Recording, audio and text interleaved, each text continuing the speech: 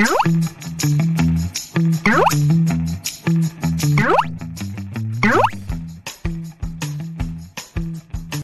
mga katek! Welcome back ulit sa ating YouTube channel. May gagawin tayong simpleng tutorial dito sa mga DMA for the box.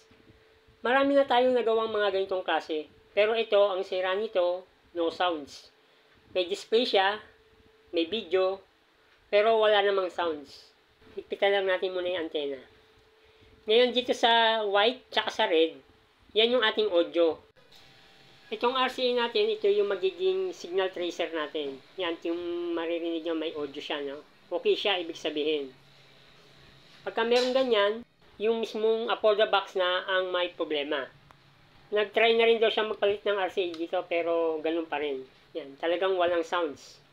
Ibig sabihin talagang may problema yung GMA for the box natin. Yan, kahit na naka 100 na yung ating volume sa TV, ay wala pa rin tumutunog o wala pa rin sounds. Ngayon, ituturuan ko kayo kung paano natin i-repair sa pinakasimpleng paraan. Okay? Tatanggalin lang muna natin yung tatlong screw. Yan. Yung mga nagsisimula pa lang o ngayon pa lang nakapanood ng ating video o ngayon pa lang nagsisimula, mayroon tatlong tornilyo po yan para makalas natin yung kanyang top cover. Ngayon, hahatakin lang natin para matanggal. Yan. Pag nakalas na natin, okay, papakita ko sa inyo kung saan ang kanyang audio circuit. Ito po yung kanyang audio circuit. Yan. Para mas maliwanag po. Yung may IC po na yan, yan yung kanyang audio IC. Diyan po sa circuito na yan, diyan po nanggagaling ang problema. Kung gusto niyo naman po mag-DIY, at tuturuan ko po kayo ng pinakamadaling paraan para magawa natin na hindi nyo na kailangan ipa-repair sa technician. Itong RCA po natin na pula o kaya puti, diyan po tayo magko-connect ng capacitor. Kahit 1 UF, 2 UF, 4.7 or 3.3 UF ay uubra po. Okay? Dito po sa ating capacitor, may negative positive po kasi yan. Yung may guhit po, okay? Yung may guhit po, yan po yung negative natin. Tapos yung walang guhit, yun yung positive. Yung sa positive po na yan, yun po natin i-connect yung ating capacitor. Yan. Yan po natin i-connect.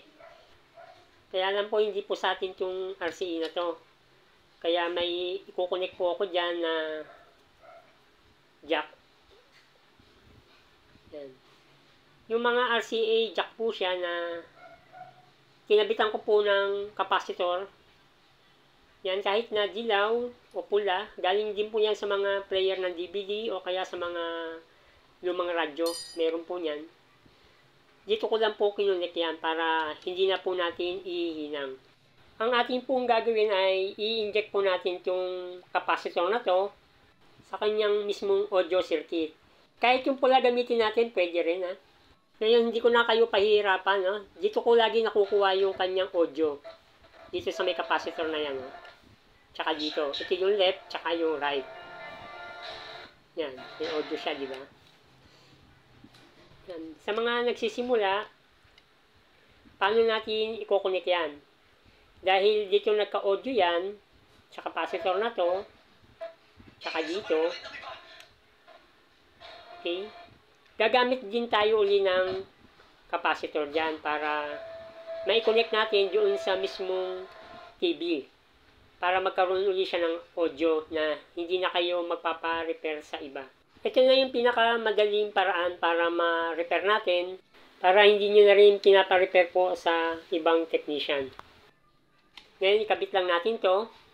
Tapos, kuha tayo ng capacitor na pwedeng 1 UF o 2.2.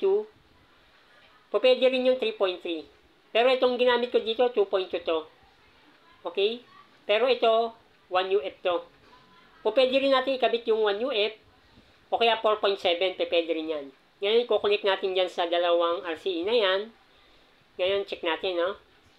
para may idea kayo kahit na sa simpleng paraan ay matuto kayo. Yan. Nagkaroon ng audio.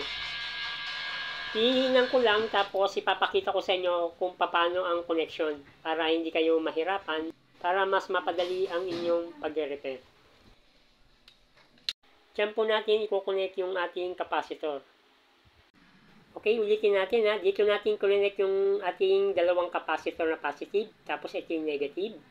Ito rin yung negative natin. Okay? Ganyan lang po yung pagkabit. Yung ginamit po pala natin dito ay 2.2 UF na capacitor. Pwede rin yung 1 UF, 3.3 o kaya 4.7. Ngayon, check natin.